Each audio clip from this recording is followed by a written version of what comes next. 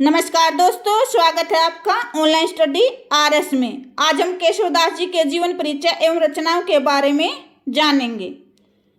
केशवदास जी, इनका जन्म 1555 ईस्वी में, जन्म स्थान ओरछा नामक नगर में जो बुंदेलखंड में है, इनका जन्म हुआ था। पिता पंडित काशीनाथ, इनके पिता का नाम पंडित काशीनाथ बताया जाता है। आश्रयदाता ओरछा नरेश इंद्रजीत। जो ओरछा नरेश इंद्रजीत थे, इन्होंने 21 गांव भेंट स्वरूप केशवदास जी को दिए थे और वे इन्हें मंत्री व गुरु के रूप में मानते थे। कार्य, ये कवि व लेखक के रूप में कार्य करते थे।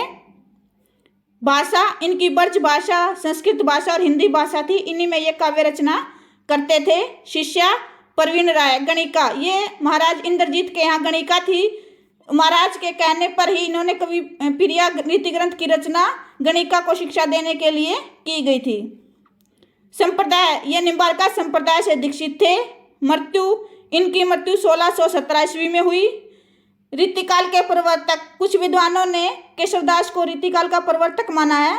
वे विद्वान इस प्रकार हैं: डॉक्टर नगेंद्र, डॉक्टर गणपति चंद्रगुप्त, विश्वनाथ प्रसाद मिश्र। इन्होंने केशवदास जी को रीतिकाल का प्रवर्तक माना है। और रामचंद्र शुक्ल जी ने चिंतामणि को रीतिकाल का प्रवर्तक माना है।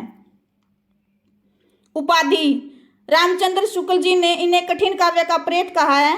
नाबादास जी ने इन्हें उड़गन केशवदास कहा है।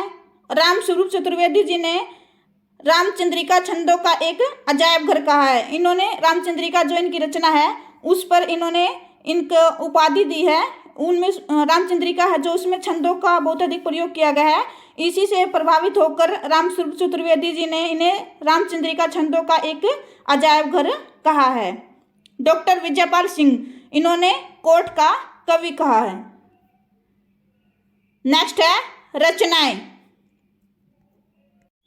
केशवदास जी की रचनाएं इस प्रकार हैं। सबसे पहले है रसिक प्रिया। इसका समय है 1591 ईस्वी। इसमें 16 अध्याय हैं। यह एक रीति ग्रंथ है। इसमें श्रृंगार रस का वर्णन है। नेक्स्ट है रामचंद्रिका। इसका समय है 1601 ईस्वी। इसमें 39 अध्याय हैं। प्रबंध काव्य है और राम के चरित्र पर आधारित यह रचना है। नेक्स्ट है कवि प्रिया। इसका समय भी 1601 ईस्वी है।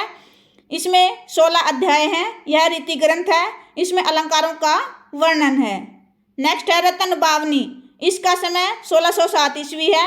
इसमें 53 छंद हैं। प्रबंध काव्य है। डिंगल शैली का एक राजनीतिक ग्रंथ है। नेक्स्ट है वीर सिंह देव चरित। इसका समय 1607 ईस्वी है। इसमें 33 अध्याय हैं। प्रबंध काव्य है। वीर सिंह देव पर आधारित ऐतिहासिक काव्य है। नेक्स्ट है विज्ञान गीत। इसका समय 1610 ईस्वी है। इसमें 21 अध्याय हैं। प्रबंध काव्य है। प्रबोध चंद्रोदय का अनुवाद किया गया है इसमें। नेक्स्ट है जहांगीर जस चंद्रिका। इसका समय 1612 ईस्वी है। यह प्रबंध काव्य है। इसमें जहांगीर के दरबार का वर्णन है। नक्शिक, यह एक रीति ग्रंथ है। इसमें राधा के रूप सौंदर्य का वर्णन है।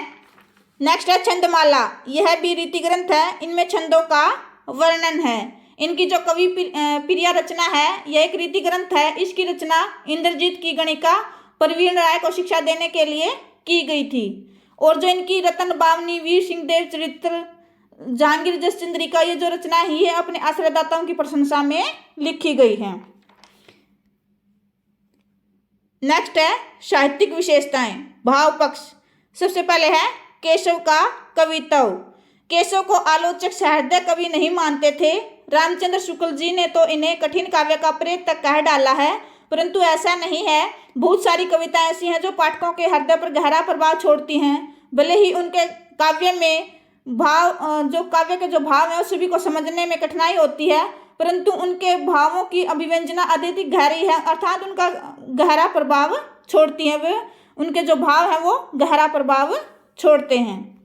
प्रकृति वर्णन, केशवदास ने प्रकृति के आलंबन उद्दीपन दोनों रूपों का बहुत ही सुंदर ढंग से वर्णन किया है, परंतु पांडित्य प्रदर्शन के चक्कर में पड़कर उनकी प्रकृति जो चित्रण था वो निर्जीव सा प्रतीत होता है।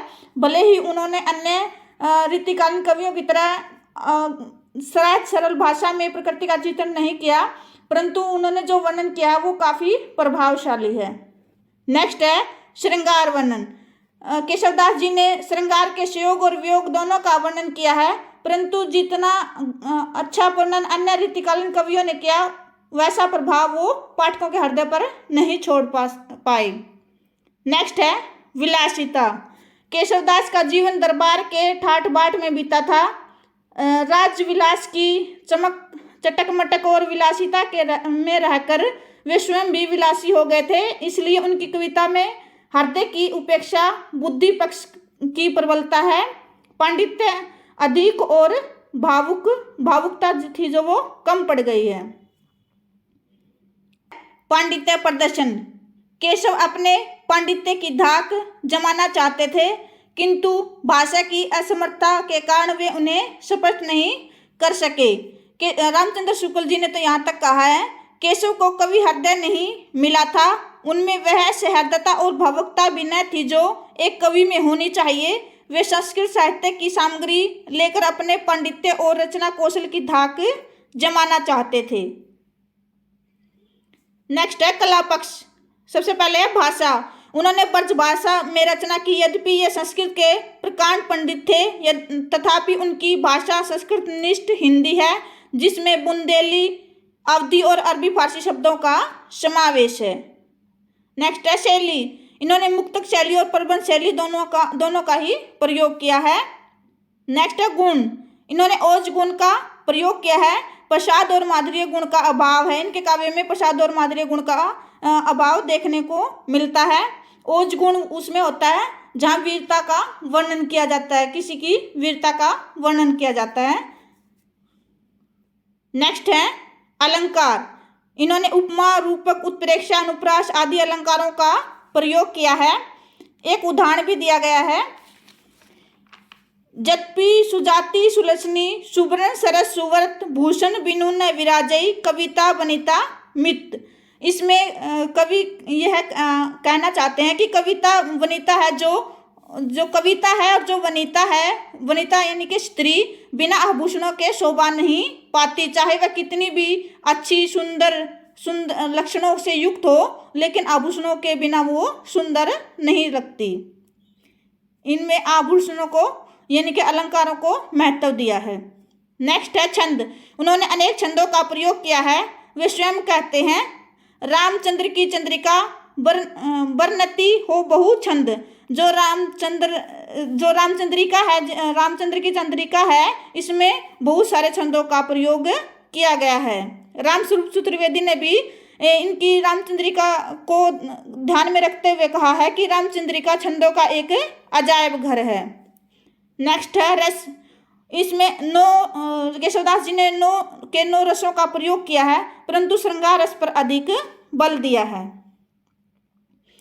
केशव की रचना में सूर, तुलसी आदि की सरसता और तन्मयता चाहे न हो, पर काव्यांगों का विस्तृत परिचय कराकर उन्होंने आगे के लिए जो द्वार थे वो खोल दिए हैं। अतः हम कह सकते हैं कि केशवदास जी का हिंदी साहित्य में विशेष स्थान है। चलिए एक बार फिर देख लेते हैं।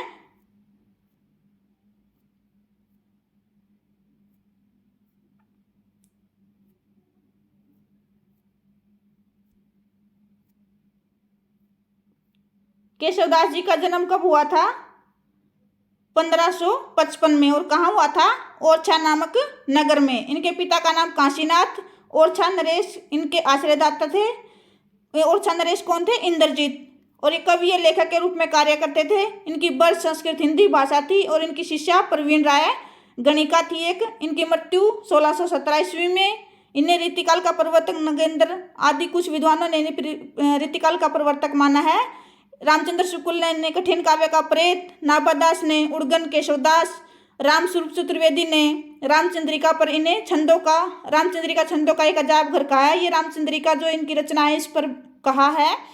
डॉक्टर विजयपाल सिंह ने कोर्ट का कवि कहा। ये इनकी उपाधि दी गई है, ये पेपर में पूछी जाती हैं कि ये किसके विषय में बोली गई हैं, तो ये किसके बारे में कही गई हैं? केशवदास जी के बारे में कही गई हैं। ये इनकी रचनाएं हैं, रसिक प्रिया, रामचंद्रिका, कवि प्रिया, रतन बावनी, वीर सिंह देव चरित्र, विज्ञान गीत, जहांगीर जस चंद्रिका, नक्शिक, छंदमाला।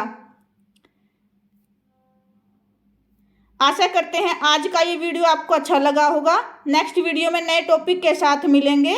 धन्यवाद।